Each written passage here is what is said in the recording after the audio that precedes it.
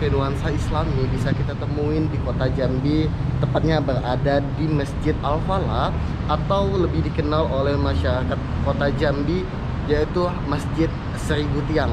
Bagaimana situasi dan kondisi Masjid Al-Falah atau Masjid Seribu Tiang di kota Jambi? Masjid Agung Al-Falah merupakan masjid terbesar di Jambi. Masjid ini juga dikenal sebagai Masjid Seribu Tiang, meskipun jumlah tiangnya hanya 256. Masjid ini dibangun pada tahun 1971 dan selesai pada tahun 1980. Bangunannya memang hanya seperti sebuah pendopo terbuka dengan banyak tiang penyangga dan satu kubah besar di atasnya. Lokasi Masjid Agung ini berdiri dulunya merupakan pusat kerajaan Melayu Jambi, bekas istana Tanapili dari Sultan Taha Saifuddin. Sejarah Masjid Agung Al-Falah Kota Jambi. Tanah lokasi di mana Masjid Agung ini berdiri dulunya merupakan pusat kerajaan Melayu Jambi. Namun pada tahun 1885 dikuasai penjajah Belanda dan dijadikan pusat pemerintahan dan benteng Belanda. Pada tahun 1858, saat terpilih menjadi Sultan di Kesultanan Jambi, Sultan Taha Saifuddin membatalkan semua perjanjian yang dibuat Belanda dengan mendiang ayahandanya.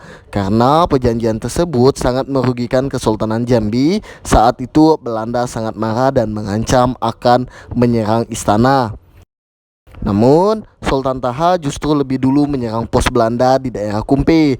Pasukan Belanda melakukan serangan balasan dan membumi hanguskan kompleks istana Tanapili. Tahun 1906, lokasi bekas istana Sultan tersebut dijadikan asrama tentara Belanda yang digunakan sebagai tempat pemerintahan kepresidenan. Di era kemerdekaan sampai tahun 1970-an, lokasi tersebut masih difungsikan sebagai asrama TNI di Jambi. Masjid kebanggaan warga Jambi ini berdiri di atas lahan seluas lebih dari 26.890 meter persegi atau lebih dari 2,7 hektar. Sedangkan luas bangunan masjid adalah 6.400 meter persegi dengan ukuran 80 meter x 80 meter dan mampu menampung 10.000 jamaah sekaligus. Sedari awal bangunan Masjid Agung hingga sekarang tetap dipertahankan sesuai bentuk awalnya.